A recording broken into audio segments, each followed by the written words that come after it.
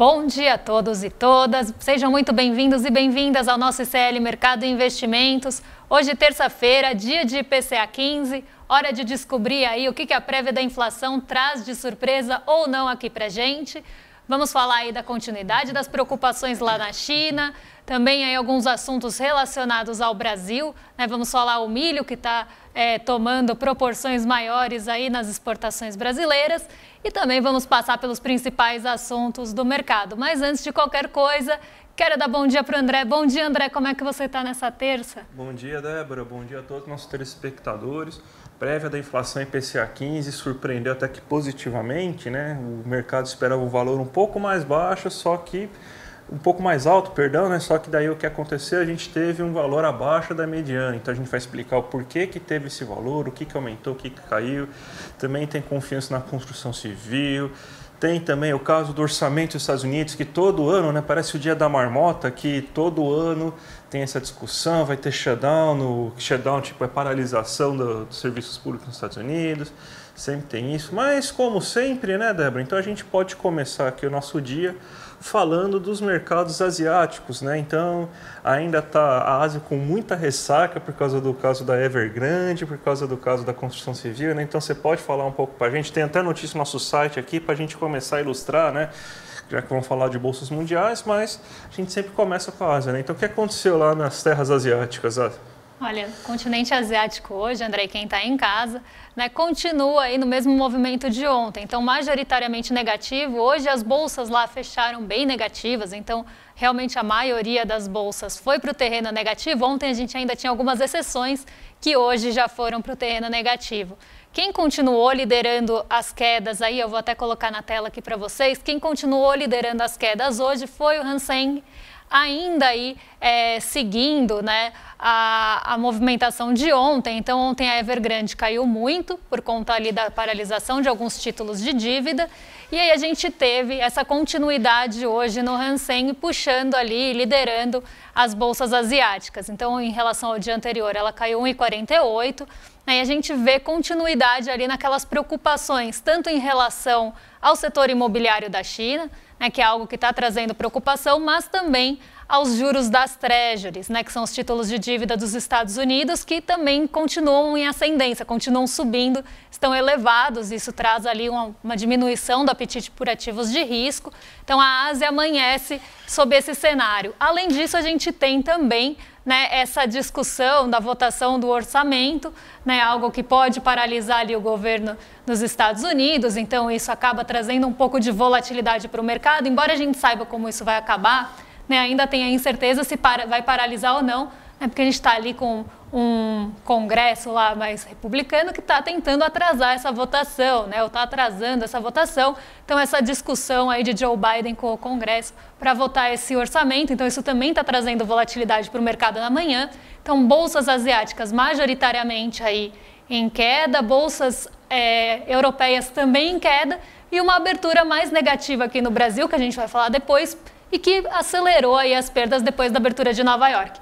Mas isso é assunto para daqui a pouco, porque agora a gente vai falar dela, da ata do Copom, né, que a gente sempre traz aqui para vocês, que às vezes dá até uma tristeza de ler, né, mas aí a gente teve essa ata do Copom, que repetiu até alguns pontos dos outros meses e falou aí, jogou uma pá de cal, um balde de água fria, para quem queria ainda cortes maiores esse ano, né, André?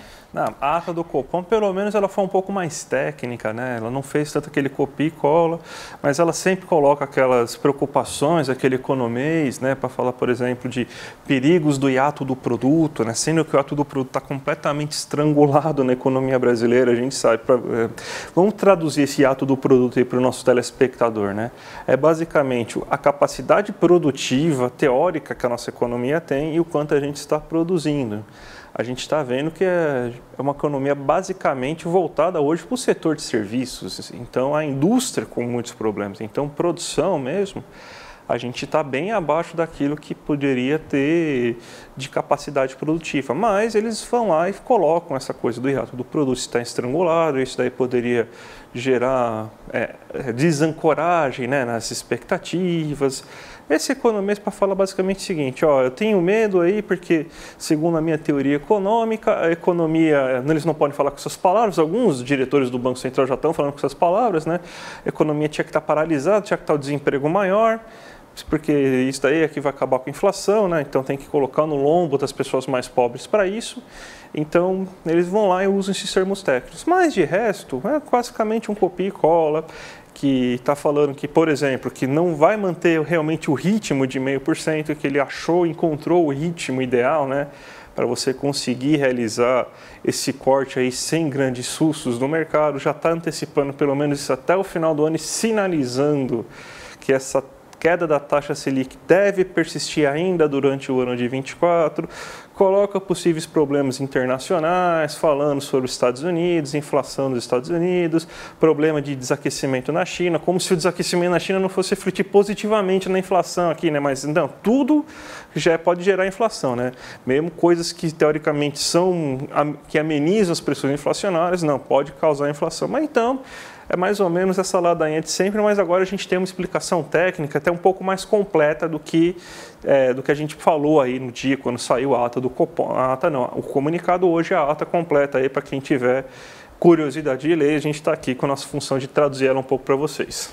Perfeito, André. E a gente tem também hoje, né, a divulgação que a gente falou ontem, que estava sendo aí muito esperada, né? Ontem até o volume de negociações da Bolsa ficou um pouquinho menor, porque os investidores estavam esperando esse dado, né? Esse é um dos dados importantes que saem essa semana, que é o IPCA 15. Né? O IPCA 15 ele foi divulgado hoje pela manhã pelo IBGE, e ele acabou surpreendendo positivamente, ficando aí abaixo da mediana de 0,37 do mercado.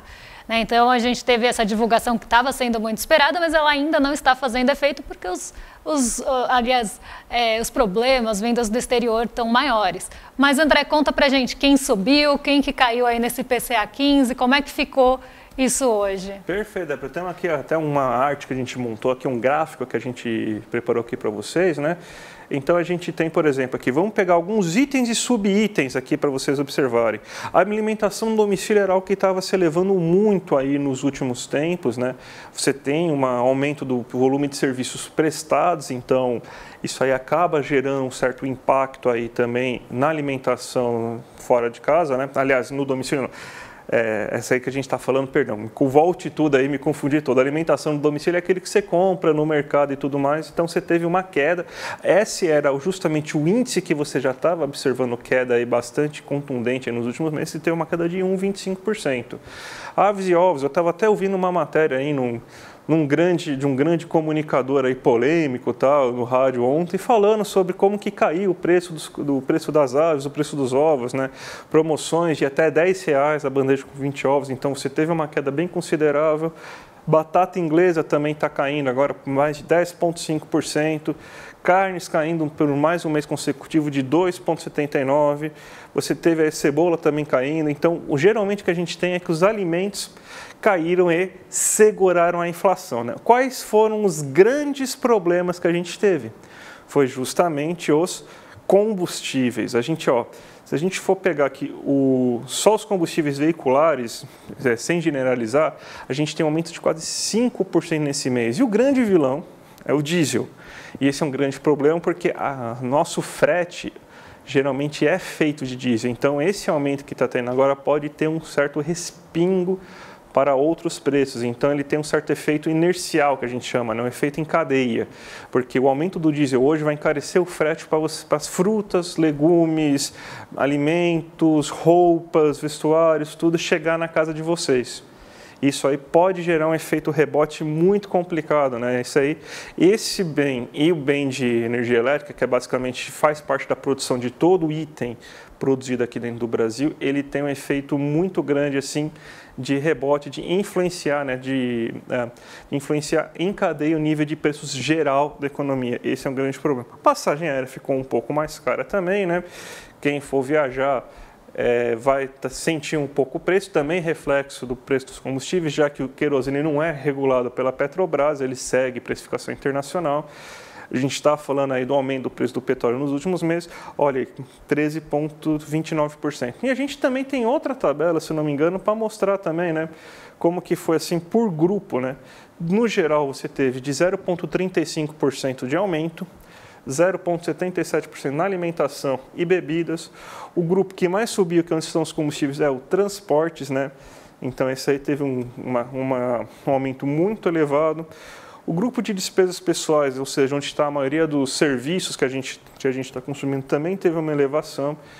Então, o que está puxando mesmo são os combustíveis, um pouco de serviços ainda, porque o brasileiro está voltando a se divertir, isso aumenta também o preço das coisas por um efeito mais de demanda, mas, novamente, os alimentos estão segurando e provavelmente que a gente vai ter uma inflação mais baixa para as pessoas de renda menor e uma inflação mais pesada para pessoas com renda maior, Débora. Exatamente, até porque itens de cesta básica costumam pesar mais aí no bolso das menores rendas e transportes aí, principalmente combustíveis, naquelas rendas médias e altas, né, médias altas. Então, aqui, quando sair esse levantamento feito pelo IPEA, a gente vai trazer para vocês como a inflação bateu em cada faixa de renda, mas já dá para a gente esperar um pouco do que vem no IPCA final, então esperamos que fique aí esse reflexo dos alimentos, né, e continuem aí trazendo pelo menos esse dado positivo, e já dá para saber que os transportes devem pesar. Né? Uma coisa interessante que a gente acabou não colocando nem no gráfico, né, porque um dos bens que mais subiram, né, é importante a gente ver assim que para te desmistificar um pouco a questão, né, da taxa Selic, cacique e cobra coral, né, que é graças à Selic que você tem queda do preço dos alimentos, tá? Mas um alimento que cresceu muito foi o arroz, né? O arroz subiu mais de 2,5%. Aí, se a gente pegar lá todos os gráficos lá, ele destoou um pouco do resto dos alimentos. Por que o arroz subiu tanto? Onde que o arroz é produzido, gente? Você sabe onde que o arroz é produzido? Justamente no sul do país. O que está acontecendo no sul do país? Toda aquela tragédia humanitária que a gente viu com mortes e tudo mais. E, obviamente, está alagando regiões de plantio de arroz, você está tendo um prejuízo na colheita e na produção de arroz nesse momento. Então, é por causa de questões climáticas, sejam favoráveis ou não, que você tem uma queda no preço dos alimentos e também graças a uma certa regulação um pouco maior, que a gente está voltando, ainda está fazendo os estoques, ainda não está ainda uma situação muito boa, né? Mas você tem uma pequena volta dos estoques reguladores que deve começar a aparecer com mais força nos próximos anos. Isso aí já dá uma leve ajuda. Pequena ajuda, não é grande ajuda, está longe, né? Porque a destruição da Conab foi gigantesca, né? A gente estava com estoques zerados no começo desse ano, voltamos a crescer só agora, né? Mas a gente tem, então, que questões climáticas ofereceram. E no combustível, né? A gente tem, principalmente, que aumentou o preço do petróleo, acabou, acho que, se eu não me engano, não teve nem reajustes oficiais. Teve um reajuste oficial em agosto, isso daí começou a gerar efeito já. Principalmente começou um pouquinho no IPCA final de agosto, você já teve o efeito, então a gente lembra que tem 15 dias de agosto ainda, então esse efeito ainda vai perdurar. Provavelmente em setembro os combustíveis vão ter um peso um pouco menor do que a gente está imaginando, por causa que você não tem esses últimos 15 dias de agosto, em setembro você não teve nenhum reajuste falado, inclusive, se eu não me engano, já são 4 ou 5 quedas consecutivas do preço do combustível, então o peso dos combustíveis deve vir um pouco menor do que a gente estava imaginando, Débora. Muito bom, né? Vamos esperar o IPCA final para a gente trazer todos esses dados para vocês. E a gente também tem uma notícia, né, que o Brasil ele está crescendo aí, a construção, o índice da confiança, nossa senhora, o índice da confiança da construção civil também subiu. Ontem a gente falou do índice ao consumidor, né, o índice de confiança do consumidor aqui no país, e parece que a construção civil também está mais confiante aí na economia, no crescimento, né, André? Sim, você teve o crescimento de 1,4% aí na confiança na construção civil, mesmo com uma taxa de juros tão elevada, né? Bem, a gente mora em São Paulo, a gente sabe, né? Eu, principalmente, estou morando agora no bairro que é o símbolo da nova especulação imobiliária de São Paulo, né? Então, o que mais tem lá perto da minha rua é caminhão de concreto e faixa interditada para começar a fazer prédio. Deve ter uns 15, 20 prédios, né, lá sendo feitos, né? Então, você tem uma confiança muito grande aí da construção civil para você que está melhorando realmente, sim, o pessoal está investindo, está apostando muito nisso, né? Você tem uma falta de mão de obra, esse relatório foi importante, né? Foi interessante a gente observar que eles já estão começando a reclamar de uma falta de mão de obra, né? E geralmente, quando esse tipo de empresa reclama de falta de mão de obra porque eles não querem pagar um pouco melhor para aquele tipo de mão de obra, né? Você tem que o desemprego está menor, você tem que a renda está aumentando um pouco, então até o Bolsa Família está um pouco mais elevado, a pessoa não precisa se sujeitar a ficar 12 horas trabalhando no sol, sem proteção, sem os EPIs necessários aí, por um salário mínimo, ou às vezes até menos que um salário mínimo, né? Então, aí, quando geralmente você ouve a palavra, está faltando mão de obra para trabalhar nesse tipo de indústria, esse tipo de emprego, geralmente é porque eles não querem ceder em pagar um pouco mais, né? Mas a gente sabe aí que a construção civil ele é um ramo importante, que ela pode puxar bastante aí, principalmente a indústria, que está com grandes problemas, a construção civil ela faz parte do setor industrial, então vamos ver aí se pelos próximos meses vai ter. A gente sabe que é muita especulação imobiliária, né? Com certeza é isso, mas pelo menos aí pode ajudar, né? Mesmo com todos os problemas que acarretam nas grandes cidades. A gente sabe que São Paulo plano diretor aí virou fada da confiança, não existe, né? Papai Noel está lá só para fazer enfeite mesmo, né? Então a gente sabe todos os problemas, mas é um dado que a gente traz aí que o setor está mais confiante aí nesse mês. Olha, lá onde eu moro tem pelo menos 4 prédios subindo só no meu quarteirão.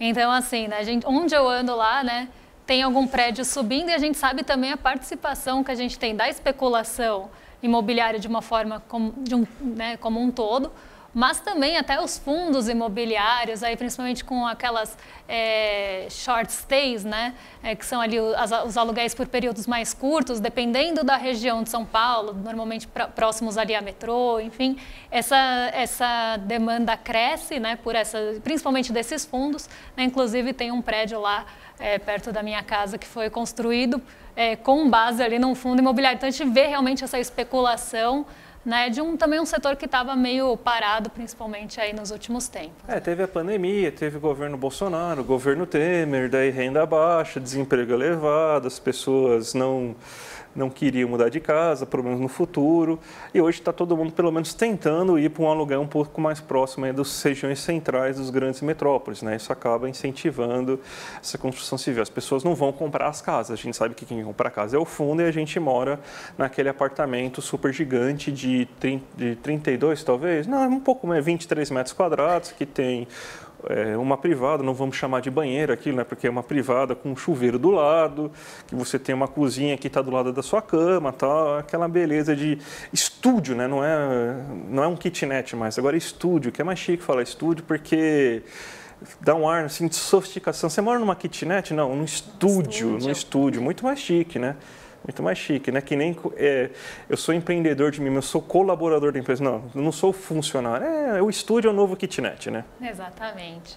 E a gente tem também uma notícia aí para vocês, né, do crescimento das vendas, das exportações do milho, né, que ultrapassou agora os Estados Unidos, né, o Brasil superou os Estados Unidos nessa exportação, e isso vem ali, né, até para mostrar, né, o que a gente sempre fala aqui, né, como a nossa área plantada, né, a nossa ali matriz está sendo voltada para o exterior, né, então a gente vê cada vez mais essas culturas tomando espaço nas áreas plantadas aqui do Brasil, e isso não é à toa.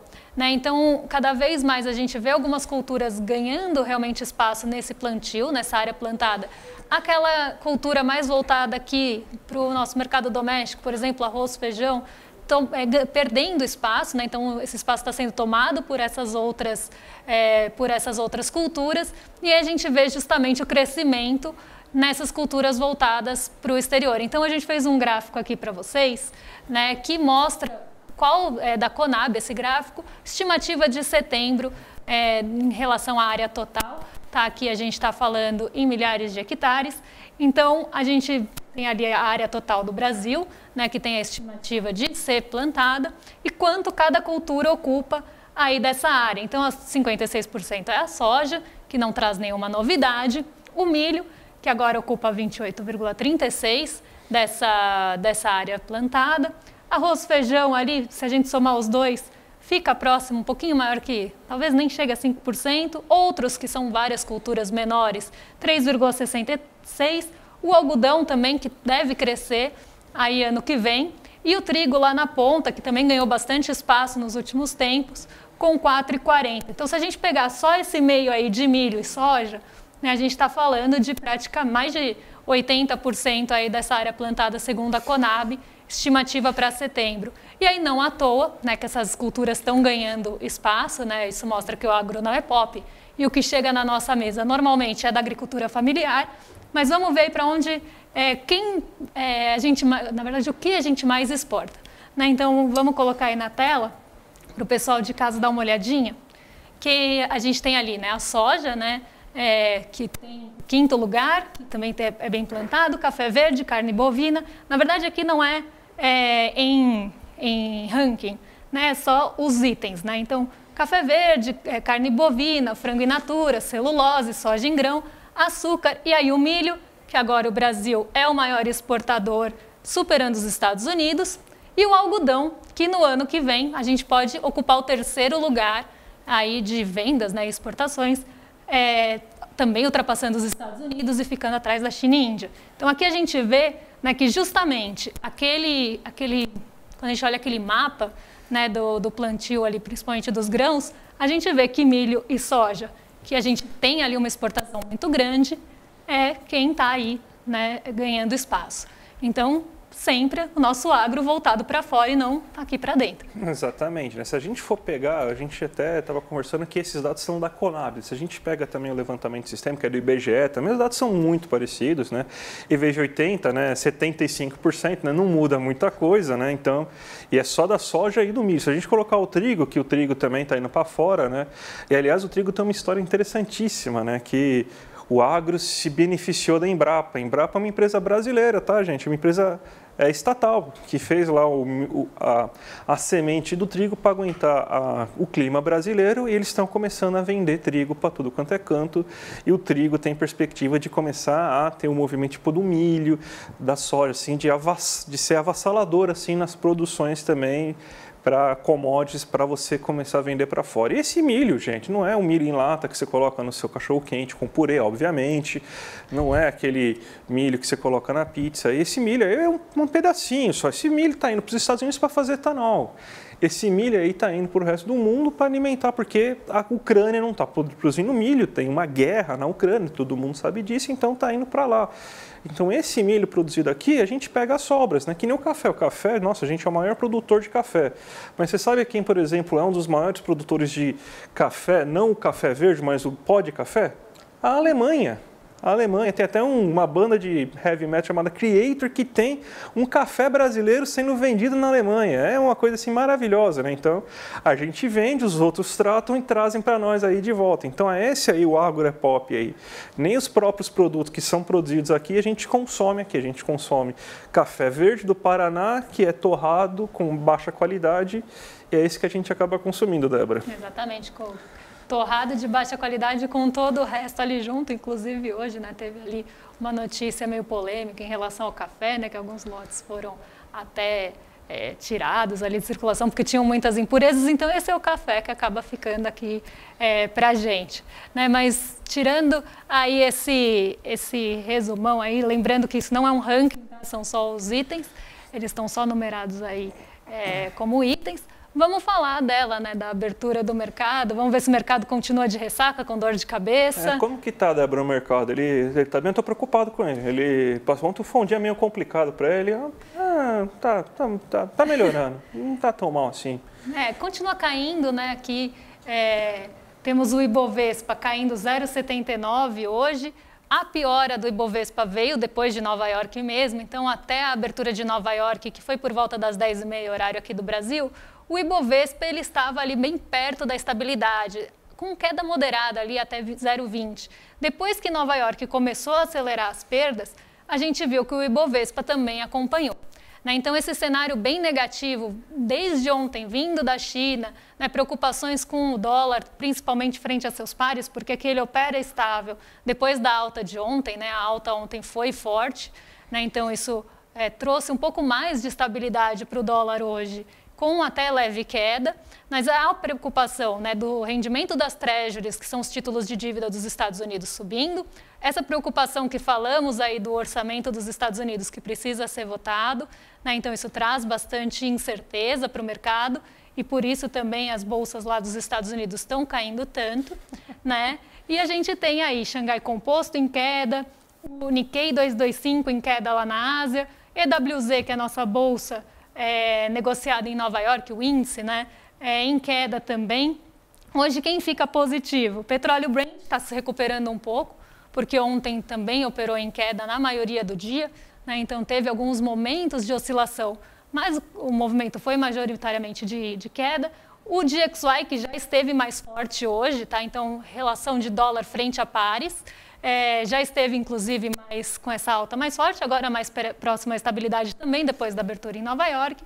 Então a gente tem realmente esse cenário de um exterior mais preocupante, né? Com bastante incerteza, e o IPCA 15, que ficou abaixo do esperado, que poderia ser uma surpresa positiva, não conseguiu aí trazer uma tração para o nosso Ibovespa, né? Então ele acabou ficando em segundo plano, né? Então aqui a gente tem mais esse pessimismo, né? Esse movimento vindo do exterior, André. Então acho que o mercado vai ter que se inscrever hoje na palestra da Monja Coin, porque deve estar estressado, deve estar ansioso. Exatamente. Então, gente, você, nossos amigos de mercado, nossos amigos aí da Faria Lima, lembre-se aí no dia 28, já clica aqui embaixo no link aí, palestra da Monja Coin, aí vocês estão com alguns dias meio estressantes aí, tem uma palestra lá que vai ajudar vocês a lidar com a ansiedade e o estresse. Então, ouça a Monja Coin junto com o nosso amigo Eduardo.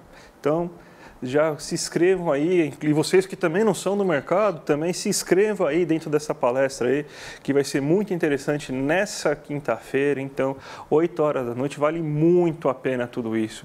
E vocês também continuem aqui no ICL, a gente está passando nos nossos outros canais.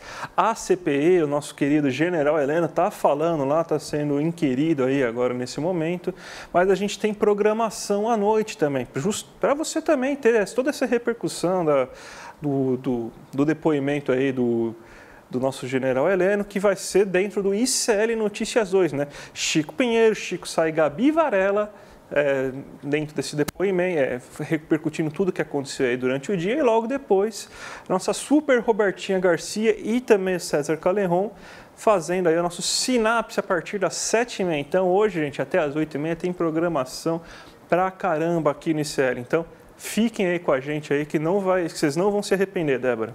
Com certeza não, né? E amanhã estamos de volta a partir das 7 também, né? Com toda aquela sequência que vocês já conhecem, o Desperta, ICL Notícias primeira edição, em detalhes, e depois a gente aqui para trazer a atualização do que está acontecendo na economia, nos mercados no geral, né? Com os investimentos. Então amanhã a gente se vê. Muito obrigada por quem ficou, né? Para quem ficou aqui com a gente até agora, quem seguiu aqui com a gente. Então, até amanhã, né, André? Até amanhã, gente. Um abraço, tchau, tchau. Confira a programação do Instituto Conhecimento Liberta desta terça-feira, 13h. Dr. Alberto Peribanês.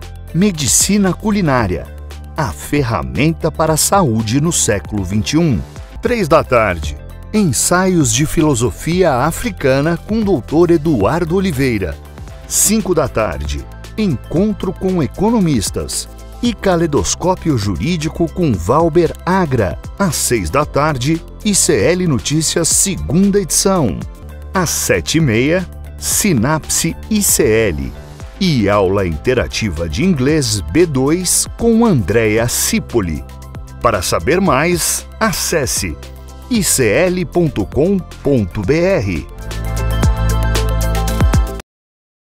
Faltam só 2 dias para nossa aula Como Vencer o Estresse e Ansiedade com o Monja Coin, essa super liderança espiritual, essa missionária do Zen Budismo e essa pessoa tão sábia. Se você já está inscrito na aula, parabéns! Fica atento no seu e-mail, que é lá que vai chegar a informação, no e-mail que você cadastrou. Se você não está inscrito ou inscrita na aula, clica no link aqui em cima ou aqui embaixo, se inscreve agora. É super rápido e eu tenho certeza que você vai ter muita utilidade nessa aula. Então, vamos todo mundo assistir daqui a 2 dias, 8 horas da noite no horário de Brasília, e colher os frutos desses ensinamentos. Até lá!